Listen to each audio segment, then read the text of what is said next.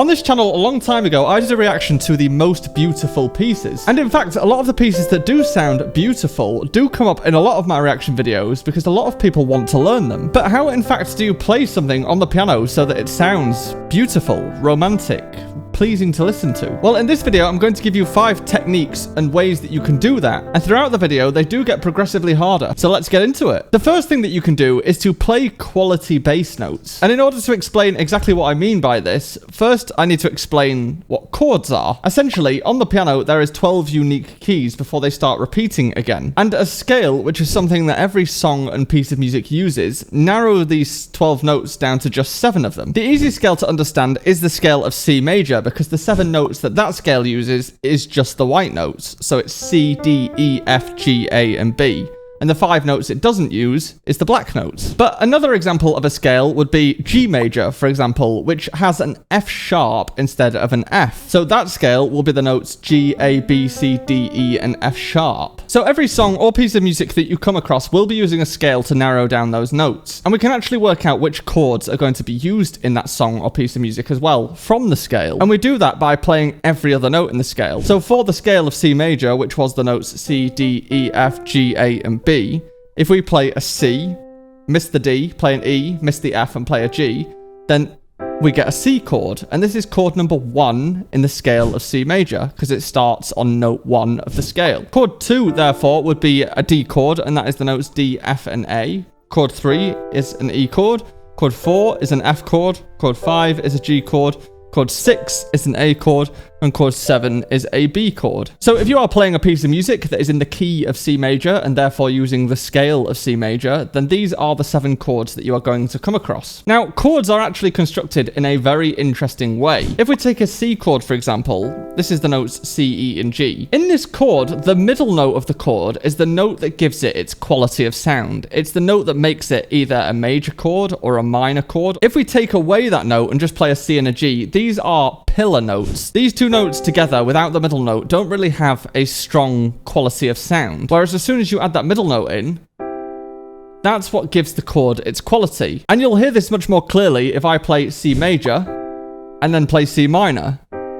The 2 outside notes in these 2 chords are exactly the same. It's still a C and a G. It's just the middle note that changes, and that's what changes the quality of the chord. So because that note in the middle of the chord is the note that gives it its quality of sound, and the 2 surrounding notes are like the pillar notes, the foundational notes. If you put that middle note in the bass, so you put that at the very bottom, then that weakens the chord because the entire chord is now sitting on the quality note. And if I did that with minor, so for each of these chords that are in the scale, if you play one of these chords and you play the middle note of the chord in the bass,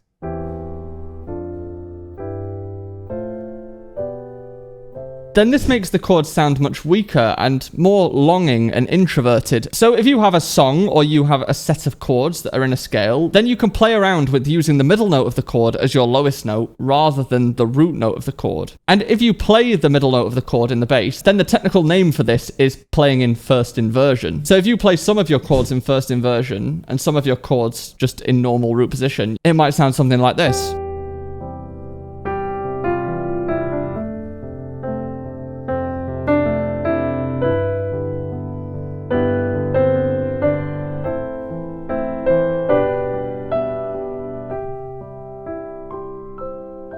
The next thing that you can do, which kind of ties into first inversion chords, is to play in stepwise motion. And this can apply to 2 aspects of your playing. First of all, your melody, and second of all, your bass notes. As a listener of music, naturally, we like predictability. We like to be able to predict what's going to happen next in the piece of music, and we're satisfied when that thing actually does happen. So for example, if I play this,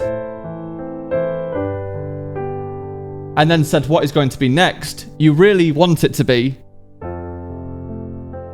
And actually, for a listener, this is happening all the time, whether you know it or not. You're kind of subconsciously trying to predict what's going to happen in the music. And sometimes, as a player, we like to subvert expectations. So you are expecting one thing, and then we play something deliberately different. And that's to add some surprise into the music. But if you are trying to make a piece of music that sounds beautiful and calm, then the last thing you want is to have erratic playing, where it's kind of jumping all over the place, because that's not very predictable or pleasing to listen to. So in order to do that in a melody, all you have to do is use consecutive notes whenever you travel. So a melody might be something like this.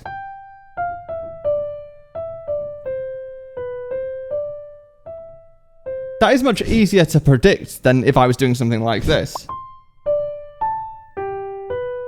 And although that might intuitively make sense for a melody, the exact same is actually true for bass notes. If you are jumping around with bass notes, then the music will feel a little bit more jarring and less soothing than what we're looking for with this style of music. So in order to combat this and play bass notes that move consecutively, we can use the inversions that we've just talked about. So for example, once again, if I'm using a C major scale and my chord is C major, I could play a C in the bass. But if I want to move to a G major chord, instead of jumping down to a G, I can play a B. Because that is next to the C, and that means that we are moving in stepwise motion. We're moving one step at a time. And this actually means that I'm playing a G chord, but I'm playing it in first inversion, because this middle note is the one that's in the bass. I could then move again to A minor, and then I might move again to E minor, but with the G in the bass, so that I can keep moving in stepwise motion. And then I'll move to F major, and then to C major, but with an E in the bass, so I can keep moving in stepwise motion, then D minor, and then C major, for example. Now hopefully you can hear that those bass notes are much easier to follow.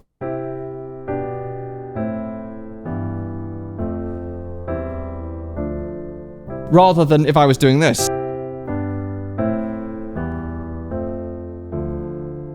I think I might have just accidentally written Pachelbel's canon. But hopefully you can hear that the stepwise motion for this style of music is much more pleasing to listen to because you can hear the falling motion of those bass notes. So if I was to play a melody using stepwise motion along with those chords, which has bass notes that are moving in stepwise motion, it might sound like this.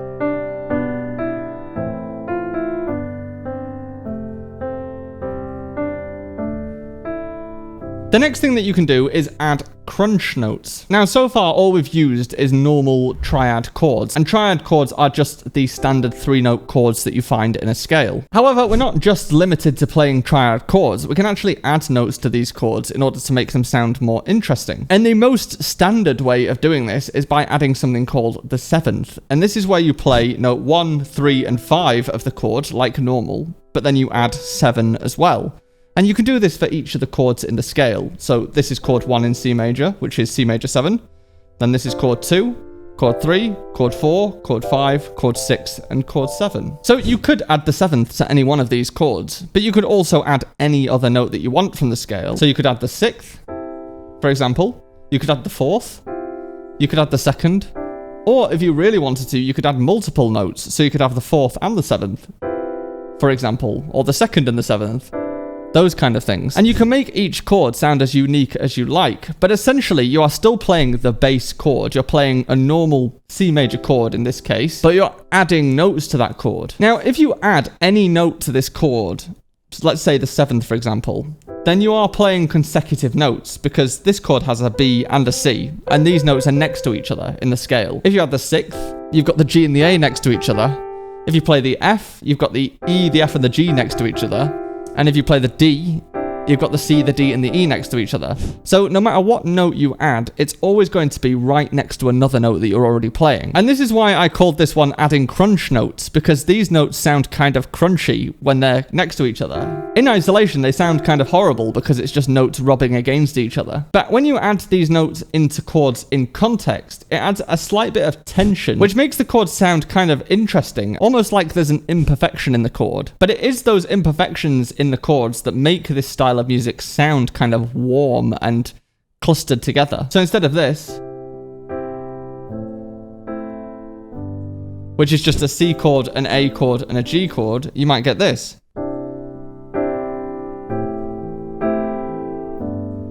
Which adds just an extra texture and dimension to the music. So if I was to add some of those notes into a piece of music, I might do something like this.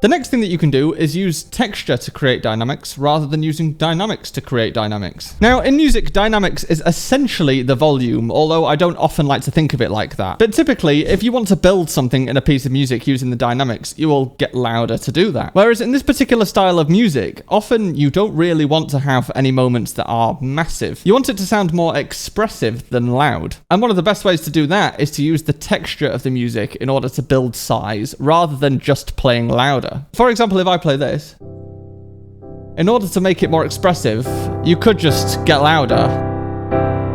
But as you do that, you're kind of compromising the beauty of the music. You're making it sound a little bit more passionate or aggressive. Whereas if I start the music like this,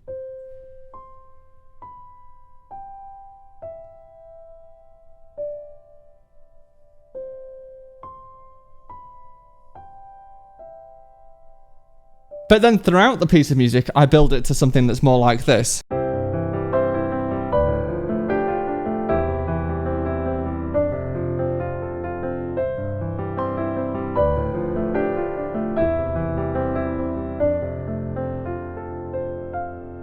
Naturally, playing more notes will lead to a larger volume, but the intention is to thicken the texture rather than the dynamics, and therefore you can keep that kind of flowing, softer quality to the music. And all I'm essentially doing is taking each of these chords and just playing the notes multiple times across the piano. So instead of C, E, and G, I played C, G, E, G, C, E,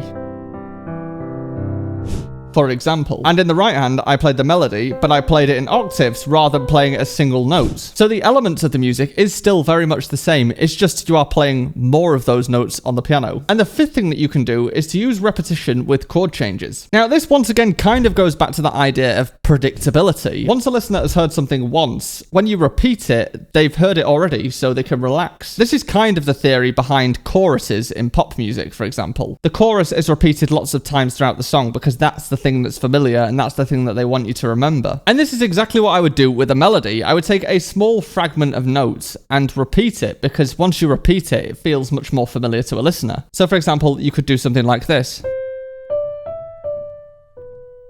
That is a very simple set of notes, but if I repeat it,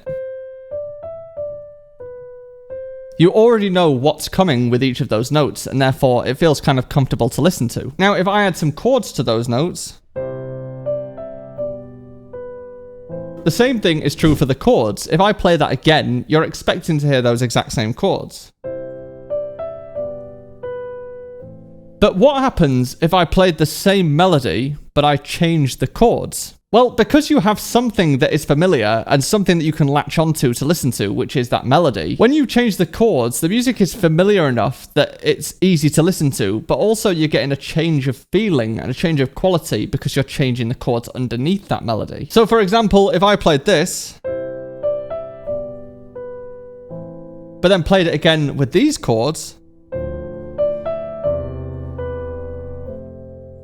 then that's really interesting to listen to, because you're hearing it the first time exactly as you expect it, but the second time, there's something kind of unusual and interesting that you're listening to. And when you're playing this style of music where you're trying to evoke emotion, playing different chords is a really good way of doing that. So if I was to put this into a song, I might do something like this.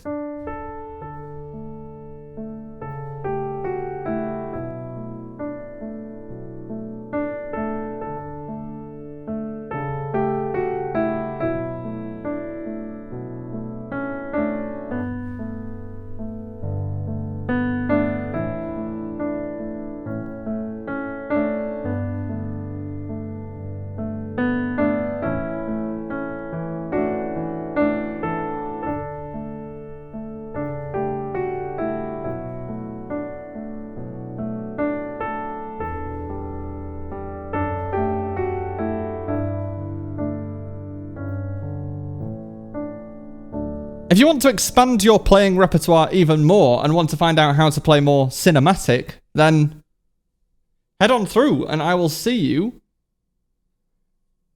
there.